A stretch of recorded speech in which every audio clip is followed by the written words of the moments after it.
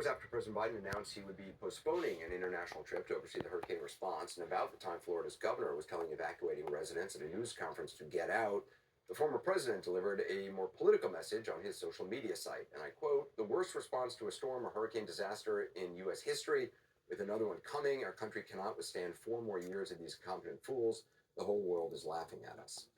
Now, keeping them honest, the federal response to Hurricane Helene was applauded, actually, by Republicans and Democrats alike, even by Republican governors in states affected by that massive storm. It's been superb. We're getting assistance, and we're asking for everything we need. I'm incredibly appreciative of the rapid response and the cooperation from the federal team at FEMA. Response was quick from the federal government. We got what we need. He offered that if there's other things we need, just to call him directly. Now, the last comment was from Georgia Governor Brian Kemp. Days after the storm made landfall, Trump said that Kemp hadn't been able to get President Biden on the phone. Kemp earlier that day told reporters he had spoken to Biden actually the day before. Today, Vice President Harris appeared on ABC's The View. Before Trump had posted this message, she was asked, why does Trump do this? He puts himself before the needs of others. I fear that he really lacks empathy on a very basic level to care about the suffering of other people and then understand the role of a leader is not to beat people down, it's to lift people up. Absolutely. Especially in a time of crisis. Let's get some perspective now. Former Trump campaign advisor David Urban, also Jasmine Wright, politics reporter for the news site No Tuss, and Jamal Simmons, former communications director for Vice President Harris. Jamal, is Trump's calculation that this rallies more people than it offends? If he's making that calculation, it's the wrong calculation. The answer comes out the wrong way.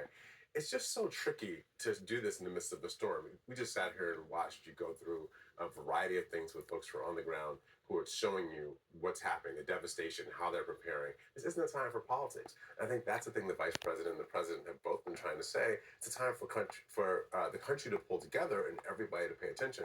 It's interesting that there was this little back and forth between the vice president and Governor DeSantis in Florida that perhaps he didn't call her back. I mean, did he think she was calling for Epcot tickets? I mean, she was calling because they have a job to do. I'm sure there are lots of things she'd rather do than talk to Governor DeSantis on the phone. So they're neglecting the job they're supposed to do in order to play politics. And I think that's a dangerous calculation because most people think this is a pretty important time and we should be pulling together, not pulling apart. David, I mean, is it defensible to make stuff up about natural disaster recovery efforts while it's ongoing? No, but Anderson, look, to say this is like the first time, I remember George Bush and Katrina. I mean, talk about politicization. This has been going on every time there's a storm. It happens, regardless of Democrats or Republicans or office. I don't condone it. I think it's bad. As someone who rode out Hurricane Ian, David, there were no buses. There were no buses outside the convention center for days. Yeah. You know, I mean, this is not. It's not the same. Yeah, but it is the same, Anderson. It's apples and oranges. You're right, but it was fumbled on multiple levels. The mayor, the governor in Louisiana. So it wasn't squarely on the doorstep of George Bush. Yeah. But we haven't seen that. I mean, look, disaster efforts are difficult. They can always be done faster. Obviously, you know, there are people in need in communities that haven't been reached that should be. All that's valid. But this stuff, you don't need to make stuff up. Yeah, I'm not sure what did he make up, Anderson. I'm not quite sure what he made up. That all the disaster money is gone. That it's all gone to illegal immigrants. I don't know if he said it's. I don't know if he said it's all gone. He was pointing out that some money under the DHS budget did go to that, and I know it's different accounts, but money can be reprogrammed. Right. And you said that people are only getting $750 when in fact, yes, that is initially for emergency needs. And again, you can argue whether that's enough. You could a valid argument, but there's also a lot of other things that people are able to get. So. Yeah, and I think he's just pointing out, places in Western, North Carolina, people are still hurting, and that's the case. When FEMA gets on the ground, it takes a long time, takes months and weeks and even years. I agree. He's just making stuff up, though. Jasmine, I mean, there's been this controversy that Jamal talked about, between Governor DeSantis refusing to take the call from the vice president. Last night during the program, we learned that Biden and DeSantis did eventually speak. There were separate appearances on Fox. DeSantis dismissed Harris as having no role in the process. On The View today, the vice president criticized the governor. Around the same time, Biden was in Washington complimenting. It's very confusing, but here's 2 clips to play of both of the responses.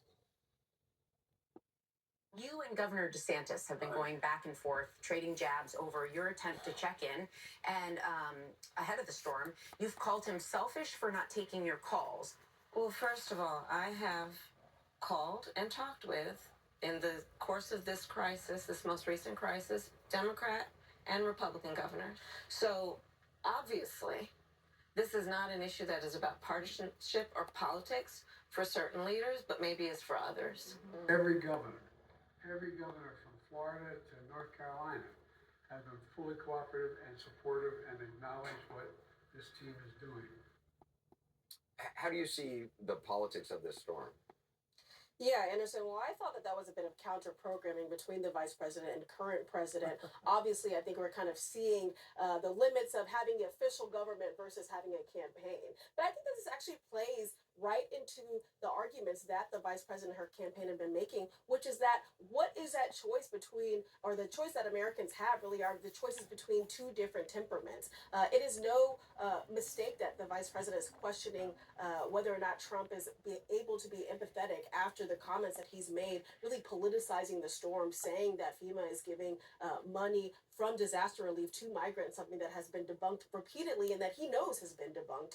It's showing, or it allows the vice president to really question his motives and question whether or not he is able to be there for the American people in a way that her campaign is really trying to do quite seriously, trying to show the American voters that whether or not they want to elect Trump and really have to deal with that chaos going forward. So this really plays into the hand of it. But I would actually agree with David in that both sides, even though they're very different at the volume, both sides are really taking this kind of storm coverage into political manners, talking about empathy, talking about whether or not the other side is doing enough to respond to the really gravity of the moment. There's a new poll, Jamal, from the New York Times showing Harris leading Trump nationally by 3 points.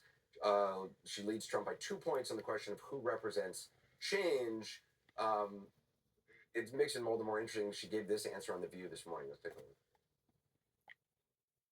Well, if anything, would you have done something differently than President Biden during the past 4 years? There is not a thing that comes to mind in terms of, and I've been a part of most of the decisions that have had impact. You asked me what's the difference between Joe Biden and me. Well, that will be one of the differences. I'm going to have a Republican in my cabinet. Is that the right answer? There's no differences. It seemed like this is the first time she'd been asked this question, which would be surprising her that it hadn't been thought out. Yeah, I imagine she's thought about this before. Obviously, sometimes in these interviews, it doesn't always come off in the most compelling way. But here's the thing. If she had mentioned something in that interview, we'd be spending this entire time right now talking about the differences between what Joe Biden did and then what she's arguing right now. I think we are seeing that she is changed, not just because of Joe Biden. As she said, it's the last 10 years. We've had 10 years of Donald Trump on the scene. And in those 10 years, we've had somebody who has been putting himself and his politics ahead of what the country's been up to. I think the country is now starting to recognize, what we're seeing in this New York Times poll and others, that she represents change. She cares about people like them, and she's going to do things in a way that is honorable and respectable. And I think they want something different. David, when you see a 2-point lead nationally,